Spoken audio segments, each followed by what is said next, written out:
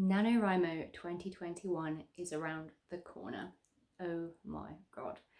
It's time to start thinking about what the hell I'm going to write. I've been slowly slogging my way through this rom-com that I'm busy writing, which I've been thoroughly enjoying, and I really want to finish it. So I was thinking maybe I should continue to write it for NaNoWriMo, but I don't know, I have this thing where, like, NaNoWriMo, I always have to start a new project. So I don't know, my brain was fried. I was like, how is it possible to come up with another novel idea just off the top of my head? I didn't know what to do. It takes me a long time to be able to get a story idea going in my head.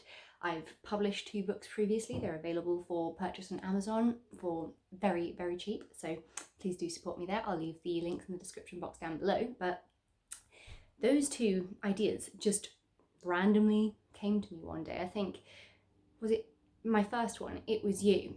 That one came into my head while I was stuck in traffic on my way back from work, and I literally had to pull over on the side of the road and start writing because I needed to make sure I didn't forget the storyline that I just sprouted in my head.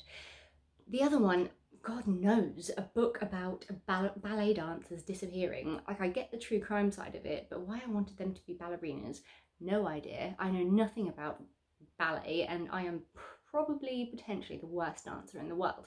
However, I have a lot of notes on my phone for things I'd like to add into books, or like words I really want to use, and I realised through my notes I'd actually written down a partial idea for a new novel quite a long time ago that I'd completely forgotten about, which is why I have to write things down instantly.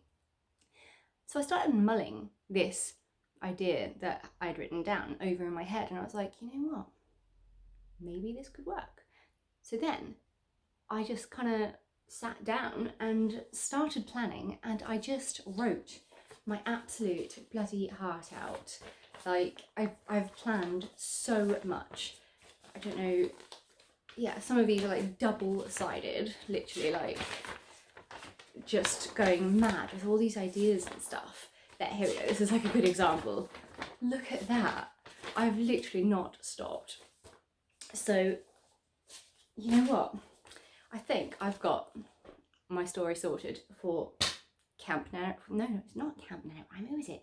It's November for NaNoWriMo 2021. So this story, just a very brief description of it, because it's, you know, it's my little story, and I'm scared to share my stuff with the world sometimes. But it's a book about, I think it's going to be called like The Bachelorette Party. And a group of women go away for a bachelorette weekend. However, the main character, the bride, she has something to tell her girlfriends. She is actually already married, and the whole premise is that basically she inherited a lot of money from her family, who were very well off, and the husband knows this, and he's actually only married her for her money. And yeah, he books them this extravagant weekend away for the bachelorette party. The wedding's next week. That's like, you know, the whole big ceremony thing, but they actually got married in this like courthouse in London, if you can even do that. I need to do my research. Very, very basic here, but he's going to come and attempt, or maybe will, murder her. And there's a lot more twists behind that premise, but that's where I'm going with it. That is the story that I have in my head. I don't know if I can find you like the first. Maybe I should read you a little bit. Just a little preview of what I've written. I know that's cheating because I should only start writing this in November. And I was supposed to. I'm definitely planning this novel. Pantsing does not seem to work for me. I wanted to just do like chapter summaries, but then I just got hit with inspiration. So a very rough first chapter for the, prologue for the time being, but that's what November will be for. I will fix this up and then continue to write. So, so far, prologue. The girls and I are all crammed into Thomas's SUV, our backpacks stuffed into every available crevice. I strain to stretch my legs from the 4-hour drive, but it's impossible. We've reached that comfortable stage of silence that eventually comes on a long road trip. trapped in a confined space together for an extended period of time. It's a relief from the chaos of 7 overly excited women all talking over each other. The city is far behind us now. No menacing roundabouts or skyscrapers left in sight. It's all rolling hills dotted with wind turbines now. The smell of the countryside has invaded the car, pungent manure and freshly cut grass. My engagement ring sparkles proudly on my finger. I can't help but steal glances at it between keeping my eyes on the road. The silence gives me the chance to finally reflect on the past 24 hours.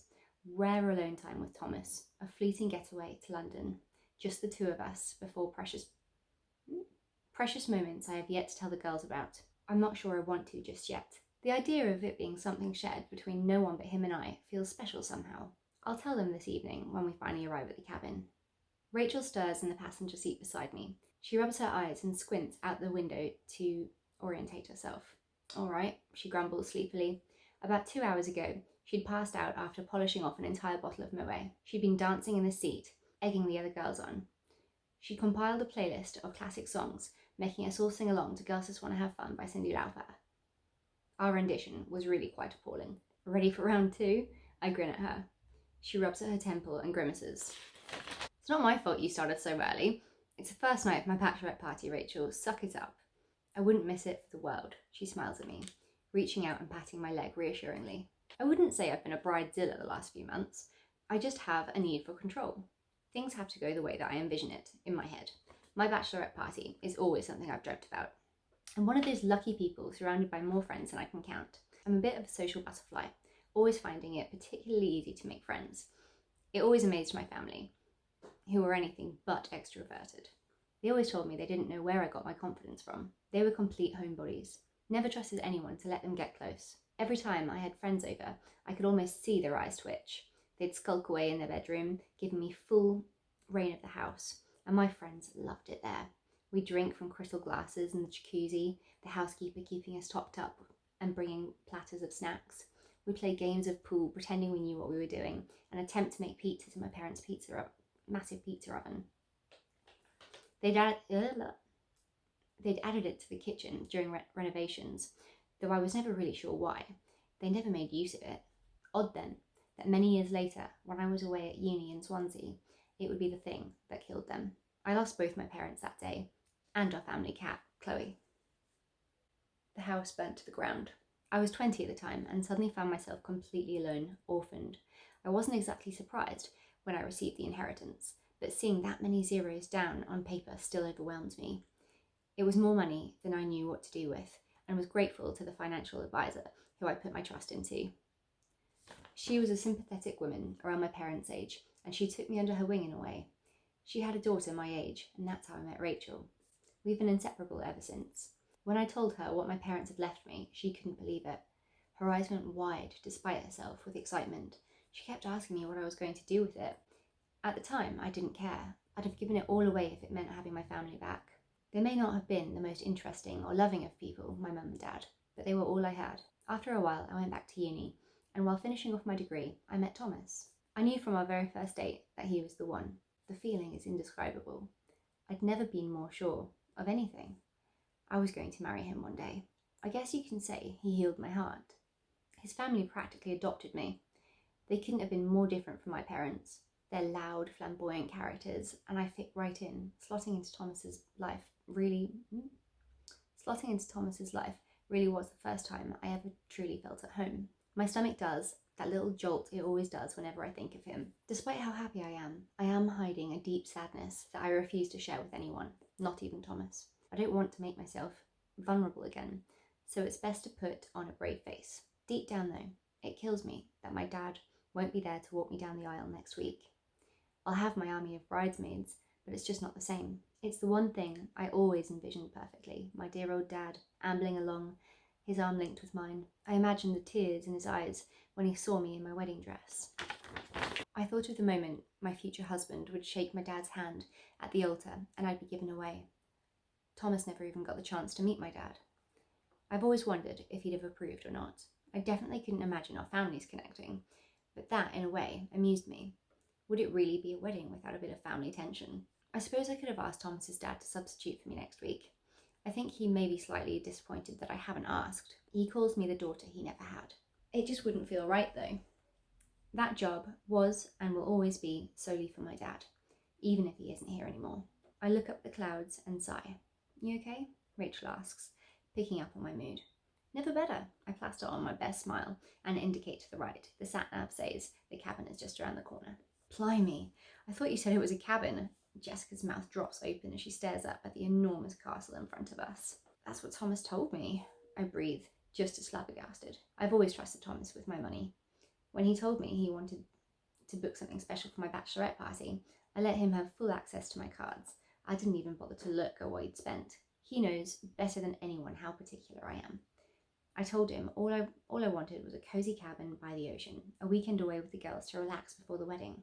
This is definitely not a cabin. It's by far the biggest, grandest home on the street. I tip my head back, looking over the gates to take it all in. The views of the ocean from in here will be incredible, rosy gushers, looking up at the big stone balcony. The castle, and it really is a castle, is facing the beach. It doesn't look like much from down here, but I can just imagine how beautiful it's going to be from up there. I've already decided that's where we'll set up drinks later. It's the perfect evening to be outside, a rare 28 degrees in September. Coming back to Wales, where I met Thomas and my bridesmaids, seemed like the best way to celebrate the bachelorette party and the wedding. The girls and I are here in the Mumbles until Monday. We have makeup artists arriving early Monday morning to help us get ready, and a troupe of hairstylists that are travelling down all the way from London to do our hair. Once we're ready, we've got transport taking us to Rosilly Bay, where I'll be married in a field of sunflowers. I keep my eyes trained on the castle in front of me, not enjoying feeling so ungrateful for such a gorgeous surprise. Any woman would be thrilled to have this place booked for their bachelorette party, surely. It's just not what I asked for. It's not like Thomas not to listen. The thing is, big places like this scares me. I thought he knew that. They remind me too much of my parents' home. It triggers something that feels an awful lot like anxiety inside of me. Jo jumps up and down, clapping her hands. This is amazing, she says, climbing up the steps towards the front door. She bends down and picks up an envelope poking out from beneath the welcome mat. She hands it to me and I tear it open with trembling hands. Inside, there's a heavy cold key and a glossy card welcoming us to the property. Welcome to Ivy Brook Castle. We hope that you enjoy your stay. Please use this key to unlock the front door. There will be a room set up for each of you inside. Feel free to make use of all amenities and rooms, barring our private office. This door will remain locked throughout the duration of your stay. You'll find the fridge stocked with complimentary wine and an assortment of snacks. Spare towels and toiletries can be found in the cupboard under the stairs. Should you need to contact us, in case of an emergency, please dial the number below. Thank you for choosing Ivy Brook Castle this weekend. There's a scribbled signature below the printed note. Get me to that fridge, Rosie squeals. I want to see the bedrooms, Rachel remarks. I put the key into the lock and twist. The door creaks open, revealing a vast open space, marble floors and big glass vases holding fresh lilies. There's very little decor, but the place doesn't need it. The walls and staircase alone are impressive enough. Wow, Abby says, what we're all thinking. The girls trail behind me as I make my way up the stairs. We're greeted by a hallway, darkly lit with a deep maroon carpet. Rows of closed doors have wooden planks hanging from them. Each plank has one of our names engraved into it. Assigned rooms, sniggers Jo, finding hers. Feels a bit like being back in uni, Jen laughs. God, my handwriting is terrible. As each of the girls ooh and ah over their rooms, I carry on walking the length of the hallway, my heart hammering in my chest. Separate rooms. This is not what I wanted at all. I wanted a cabin filled with bunk beds so that we could stay together. My room is nowhere near the others. In fact, it turns out that my room is on an entirely different floor. Thomas knows how much I hate being alone. There's not a chance he could have known about the sleeping arrangements. He wouldn't have booked it otherwise. My room really is quite phenomenal though. A huge four-poster bed made up with spectacular precision dominates the room. I have my own ensuite bathroom and walk-in wardrobe. I freeze when I see my wedding dress dangling on one of the railings. How had he arranged this? Fear floods through me at the thought of him having seen my dress already. He must have arranged this with one of the girls. I can hear them all cackling like a pack of hyenas downstairs. There it is, my dress in all of its glory. The dress I've dreamed of since I was a little girl. Originally, I'd wanted to wear my mother's dress with just a few tweaks here and there to make it more modern. but that burnt in the fire. Hanging up before me now is almost a complete replica. The silk bodice shimmers from the sunlight flooding in from my glass balcony door. The lace train flows along the stone floor. I trace my fingers across the delicate Swarovski crystals along the chest. I shiver despite the warmth of the day. Oh wow, I forgot how beautiful it is, Rachel says from behind me, making me jump. There's 2 glasses of champagne in her hand. I take mine and bring it to my lips. Did you do this? I asked her, pointing at the dress. No, maybe Joe. She takes a big gulp and touches the intricate detailing on the sleeves of the dress. I hope he hasn't seen it. I bite my lip. I'm sure he hasn't. He'll have arranged it with someone. Gosh, he's really pulled out all the stops, hasn't he? I smile slightly, slowly nodding my head. He really, really has. Just as we're heading back downstairs to join the others, she stops. What's that? On the bed.